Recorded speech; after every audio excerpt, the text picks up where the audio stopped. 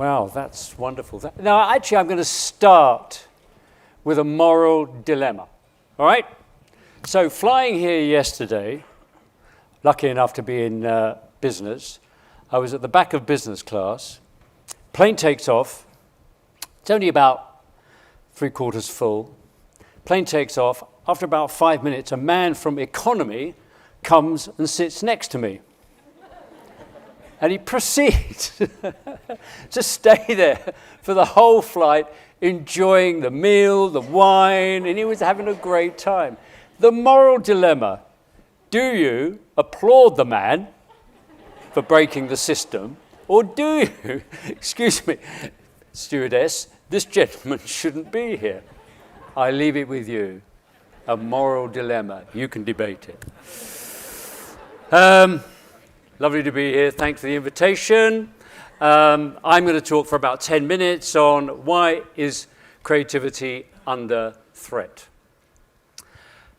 I think, first of all, I have to say to you that I'm sort of in the advertising industry because I help brands. But I sort of outside and I look in much more. And what I say today is I'm going to say to you, first of all, hopefully, you may not agree with everything I say. And secondly is, I don't give a shit. All right? So there. So the question we have is, why is creativity under threat? Why are we in this situation? It's bizarre to me that we are in an industry, you are in an industry, that by all measure of research that is done, your audience, the public, disapprove of what you do. They increasingly dislike advertising. And that's not my opinion. Every piece of research says this. So, I'm not sure what business book you've read. I've certainly not read one that has said the way to success is to make a worse product. Don't know if somebody's read it. I'd like to actually see it. But that's what the marketing industry is doing. They are actually making a worse product. And how do you therefore assume that by making a worse product that you're going to succeed? I personally don't know.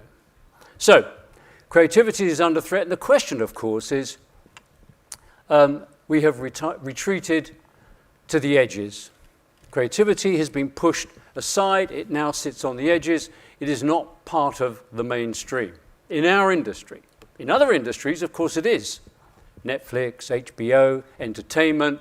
Creativity has risen to the top and is thriving. In our industry, it is not. So the answer is, why has it retreated to the edges? And of course, the simple way of explaining that is the presence of technology. Now, creativity and technology have always gone together, hand in hand. Technology has always empowered creativity. But there is a phenomena, and I gave a talk on this, and it's called, Can You Name Gutenberg's Second Book? And as we all know, Gutenberg invented movable type and the printing press in 1440, something like that. He liberated knowledge. And what was the book he produced? The Bible. Now, you could have said to dear old Guti, look, the Bible has been around about 1,000 years, Guti. Have you got any other ideas? He didn't. It was the only book he ever produced. He was a technologist. He did technology. He didn't have imagination. He didn't realize that he was going to start the Renaissance. He didn't realize that he was going to liberate the world from ignorance. He didn't quite realize that, and he didn't know how to exploit it. And this continues. You have the Lumiere brothers invent the moving camera. They don't quite understand that they've invented Hollywood. They actually gave up on it. They went back to photography, didn't know what to do with it. No imagination. And Les Paul's in the Hall of Rock and Roll Fame for the development of the electric guitar. He's not there because he developed or wrote any great rock and roll songs. He didn't. About 1940, he developed the electric guitar, and 15 years later, somebody went, wow, if I wrote Rock Around the Clock, you might have a different kind of music. Imagination. was essential. So I think we're in the world today where we've become overawed by the technology. We don't know what to do with it. And we've developed marketing solutions that are stalking. And you have to say to yourself, am I a brand that stalks, or am I a brand that inspires? What do you want to be? Where do you think you should sit in that debate? And how do you think you build a long-term relationship with your audience? Do you think you build it by stalking, or do you build it by inspiring? But this is the other thing that I find odd. Because businesses are essentially creative constructs. They're creative. Somebody has an idea. I'd like to make a product. I have this service or whatever it might be. And they think about it. They create something. They develop it. They name it. They package it or define it or whatever they do with it. All of these things are creative acts. Business at its core is creative. And yet, it's pushed to one side. I mean, it's a bit like saying to an athlete, stop breathing. You wouldn't, would you? You wouldn't run very fast. But creativity is the oxygen which drives business. Now, unless you actually understand that, unless you engage with that, you won't go on developing, you won't go on innovating, you won't go on doing the things that a business has to do. It won't be challenged, and it won't innovate. So the first thing we have to understand is that businesses are essentially creative constructs at their heart and their soul. And of course, we're all creative. So it's fundamentally important that we understand that. And of course, in a fast-changing world where, we talk about that black swan moment, don't they? People talked about the black swan, it's going to come along, it's going to change everything. Well, they seem to be coming in flocks at the moment. I mean, they're pouring in. So how is a business going to respond? How do you respond? If you think of a business as one sort of inspiring ideas and innovating things, but also problem solving. I've got problems to solve. How do I solve those problems? Creativity is a way of solving those problems. Imagination is a way of solving those problems. And it's essential that creativity is brought into the heart of businesses for it to succeed. And I'm not the only one who says this. McKinsey, as you can see from this quote, has said those businesses that engage with creativity produce better returns for their shareholders. So it's essential that we understand this, that creativity isn't something that exists over here and we use it occasionally, or we use it when we need to sort of do something, but then we park it and put it away again. Creativity is in our souls. It is who we are, what we are, and it's what a business is. It is essentially a creative construct. And you can see those businesses that don't engage with creativity, they die. Kodak didn't realize that it was in the imaging business. It thought it was in the manufacturing of paper. It didn't imagine a different world. It didn't imagine that something could be, so it died. It didn't employ creativity. You can go through the world and look at many, many industries that have died because they didn't engage with imagination and think about something else. So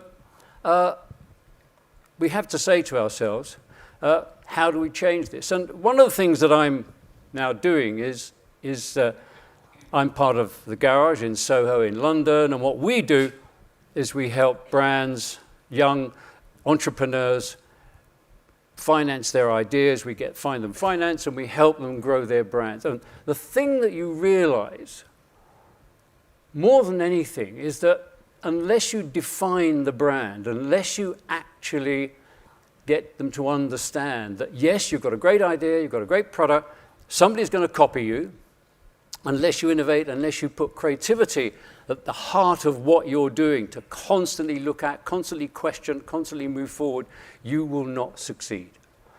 And we talk to these entrepreneurs, and the ones that obviously understand that are the ones that we back. And you can see the ones that fail to build a brand, and then in turn themselves fail. And this happens again and again. So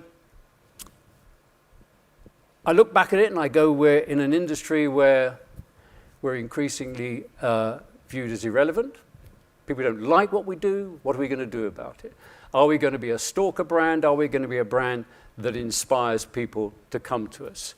And I think, you know, I'm sort of now on a kind of mission to kind of let's teach the world how to be creative, and let's actually get businesses to engage with their creativity and understand the value of it. All the things out there that are important, all the data is important, all those things are important.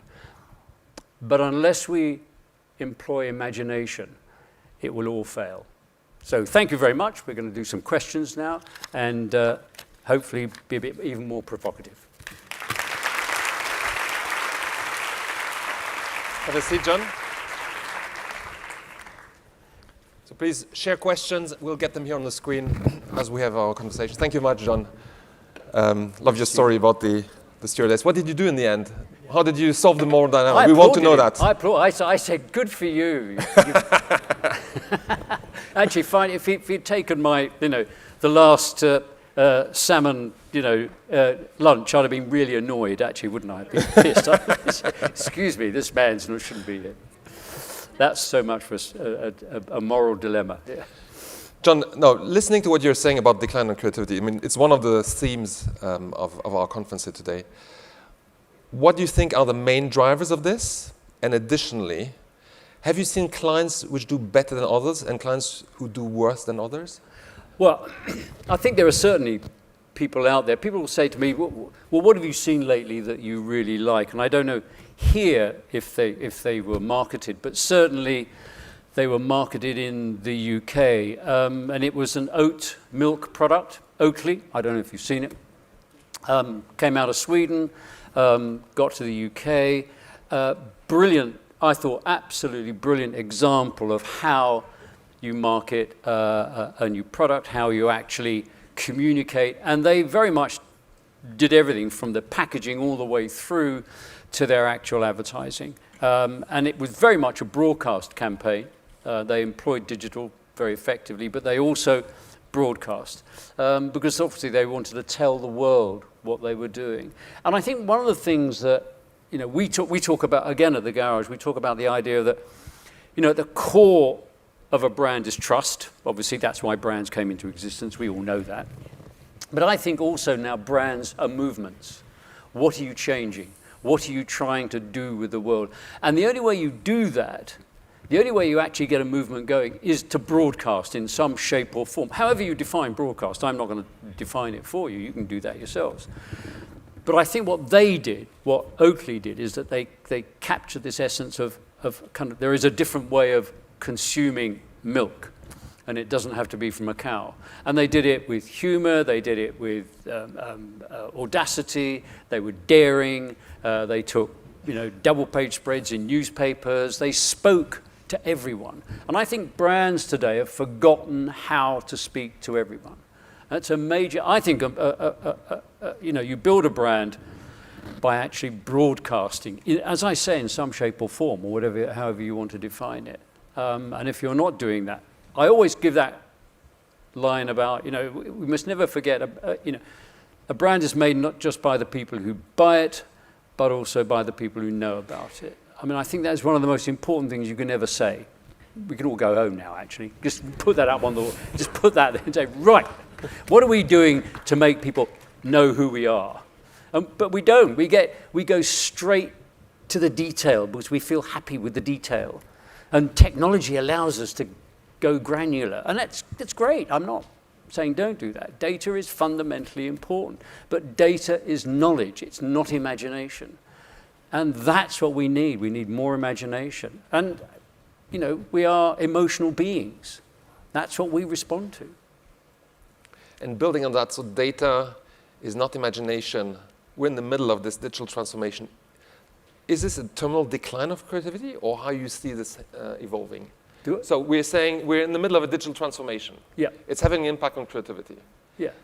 How is this going to go ahead? Are we in terminal decline, or is this going to ever... No, because I actually think in the end, you know, it's like, I always say it's like gravity. In the end, gravity will out. You know, eventually you'll come crashing down and you have to sort it out. You can keep convincing yourself that what you're doing is right, but people want to be engaged. When I talk to people who are just the public, friends, they don't talk about advertising. They talk about things that interest them. They talk about what they've seen on Netflix. They talk about the latest movie they've seen. They talk about football they go to. They talk about opera that they love. They talk about. We're not creating things that people love. We used to. We did, and that is the essence of what marketing needs to do. It needs people to love it. And we're not, they're not loving it. But that will come out, because in the end you can keep denying this. You can keep going granularly. You can keep, doing all kinds of things with it. And I've got every algorithm under the sun that can do all kinds of things. It's fantastic, brilliant. I'm not knocking those things. But I say, it's about persuasion and promotion. And we become obsessed with promotion. And it was about, I don't know when Nike launched their Fuel Band. It was about 12, 15 years ago. And everybody said, this is the future, this is it. And it's fantastic, this is brilliant. And they got all awards at Cannes and everything like that. And I kept saying, well, it's great. I love it. It's a great promotional idea. But I think Nike make shit running shoes. I go running and I use New Balance. So you haven't convinced me. You're using Adidas, no? And I'm wearing Adidas today. You haven't convinced me to why Nike is a great running shoe. Now, that's a brilliant promotional idea. Don't confuse promotion and persuasion. And we've constantly done that.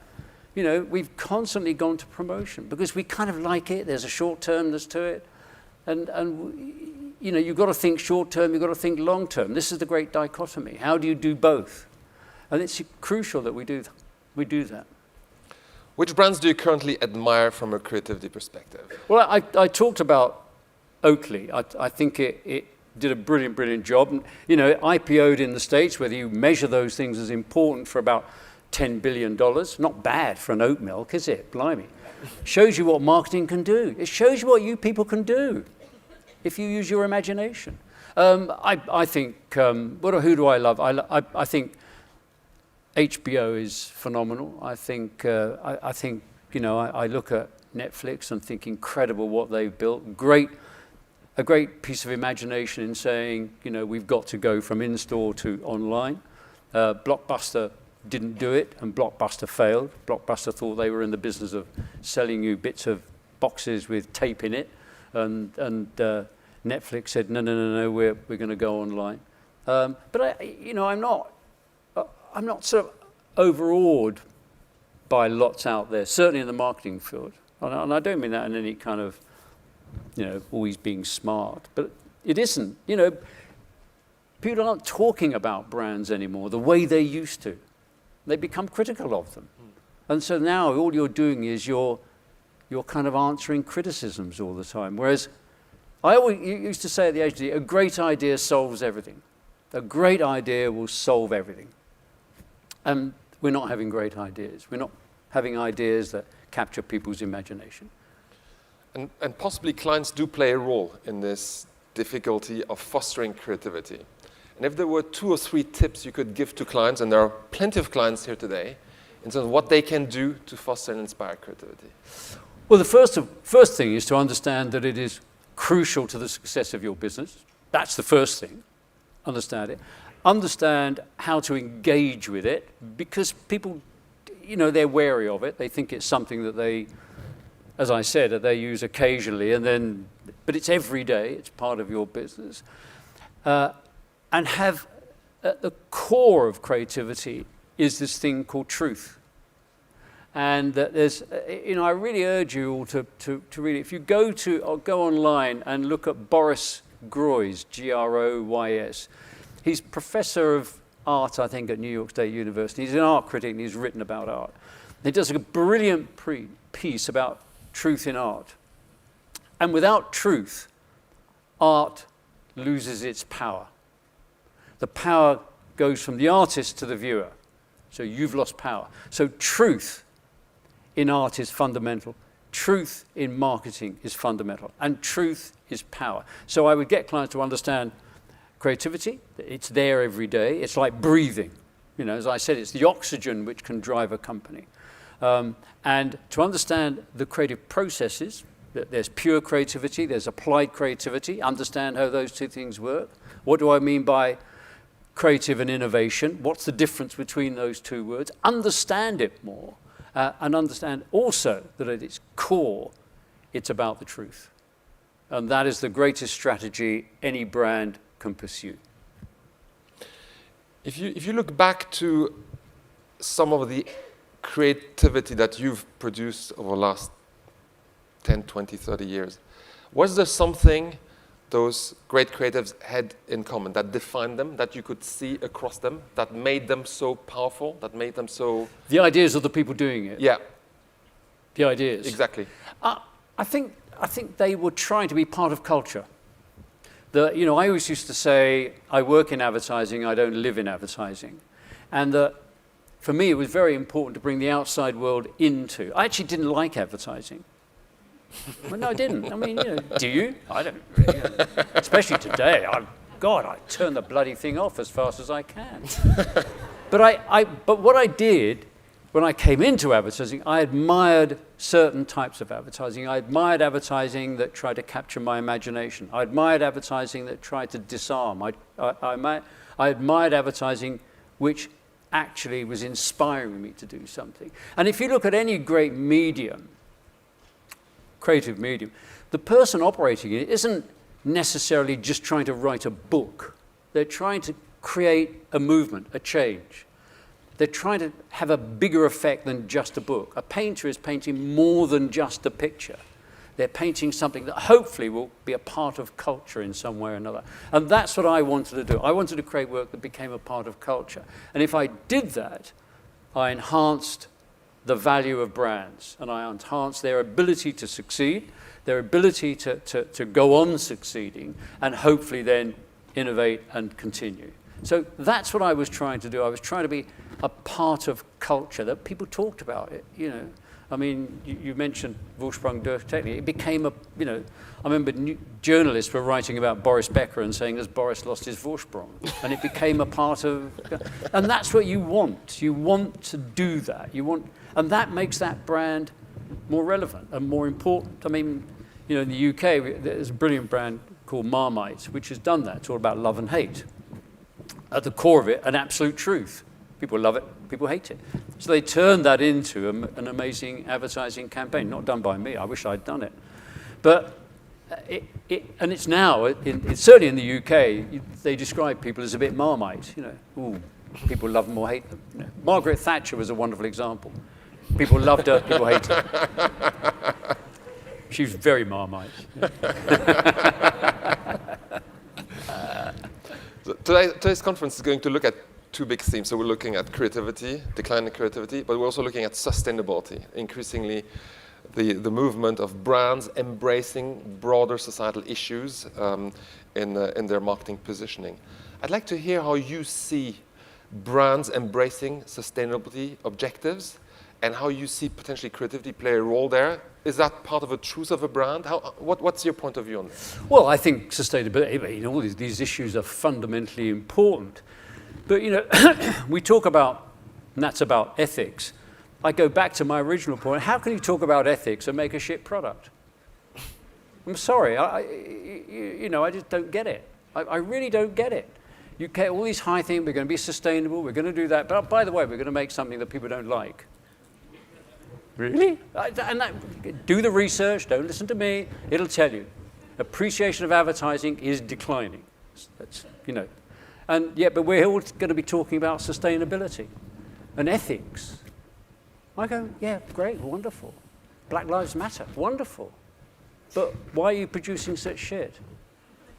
It is a major problem. You've got to ask yourself that question. Before you do that, put your house in order. Then talk about sustainability. Then talk about all the things that you've got to do. But if you don't do that, it's the elephant in the room. If you don't do that, then it'll just wash over people. You'll be just greenwashing, and there's nothing worse. But those issues are fundamentally important. But what's fundamentally important is you produce something that people admire. That's where you've got to start. Got a question here about the recruitment criteria for marketers And the fact that actually in the marketing competency framework, it's actually, imagination is actually not a criteria in most companies. So when they look for marketers, the selection criteria doesn't necessarily include imagination. Do you have a view on that? Yeah, I mean, in the end, I think, I've always thought actually that all marketing directors every night went down on their knees and prayed to God and said, "Dear God, please will you make it a science?" And it's true, don't it? And God comes back and says, "Look, I've tried. All right? I tried. They just won't listen. All right? Get with the program. It's imagination." But they would love it to be that. Well, who wouldn't? Who wouldn't love to be able to come in every day? I do a bit of this, analyze that, get that data, click the button, and go and play golf. But it's not like that. You've got to take risks. You've got to chance things all the time. Business. It's amazing to me. A business comes into us and says, "We've got this great idea for a business, and this is it." And it's a risk. They're going to put their houses on the line. They're going to mortgage themselves. They're going to try and find finance. They give their lives over to it. It's a huge risk for them. And business is a constant risk. But if you want it to be safe, go and do something else. You should. It is every day. You've got to reinvent, think about it. Who's coming up? What are we doing? How are we going to confront that? Where does it? Where are problems? You're problem solvers as well as creators, because businesses have problems all the time. So imagination becomes incredibly important part of what you do. But we become. Actually, fun enough, I don't like the word risk, but that's another debate. We can talk about that some other time. But we become so we want it to be certain. I mean, I about 5 years ago, and I won't say who it was, I was asked to judge some awards at a huge industry, and the global marketing director said to me, "John, it's absolutely brilliant now. We've got these algorithms and we can predict what people are going to do." And I'm sitting oh my God, I'm sitting next to God. He can predict. Jesus Christ, I couldn't believe it. He seriously said to me, this guy said, "We can predict the future." And I was very confused, and I said, "That's absolutely amazing. So you can predict the future?" Yeah. Of course, you couldn't tell me what was going to win the horse race at Ascot the next week. That's the prediction I'd like, thank you very much. And I said to him, "But what about the weather? Can you predict the weather?" And he went, "What do you mean?" And I said, "But the weather, because the weather is a very important component in marketing. It can, rainy days you sell umbrellas, on sunny days you sell lots of ice cream. So you're going to predict that as well, can you?" And no, we can't do that. But he believed he could predict the future. And you think, this is a serious marketing organization with a supposedly very bright man saying, "I can predict the future." And you think, what's happened? Man's drunk the Kool-Aid. I think he's making it as well. Couldn't believe it. So that's what you're up against. You're up against that sense of, I want it to be certain, but it's not. It never has to be. You've got to take chances. Just make the chances exciting. And it's going to go wrong. I'd like to hear you also about globalization and creativity. You have plenty of marketers here who work for global organizations that span a number of geographies. Increasingly, there's been centralization of the marketing role. What is your take on creativity and globalization? Is that compatible or not? Well, it depends on, Picasso's global. The Beatles, global. I don't know. Netflix does things which are global. I think you have to ask yourself, why am I doing it? And if the answer is I'm doing it to save money, then you shouldn't do it. If the answer is because I have a genuine global audience and it would be fantastic to talk to them with a global voice, then yeah, go ahead and do it. I mean, some fashion brands do it and do it very effectively. But I think the danger is, and I talked about brands have to be a part of culture, that there is a danger that you kind of float above culture. You are no longer part of it. And that weakens your brand. So that's the question you have to ask. What is right for this brand? It's never one thing or the other. I mean, when we were working on Levi's, it was a pan-European campaign. So by essence, it was partly global in that sense, although it was just Europe. But we had a very, very clear view of America and the contribution of Levi's to that culture and the culture of rebellion and the music and everything. So we were able to create pieces of communication that spoke across borders. But it isn't the same for other brands. So you have to decide. And the question, as I say, is, are you doing it to save money? Then you shouldn't do it. Are you doing it because you have a global audience and you can have more power by doing it? Then certainly do it. And money is the last reason you should do anything. Money has a voice, but it doesn't have a soul. Remember that. And that's important. That's a good one.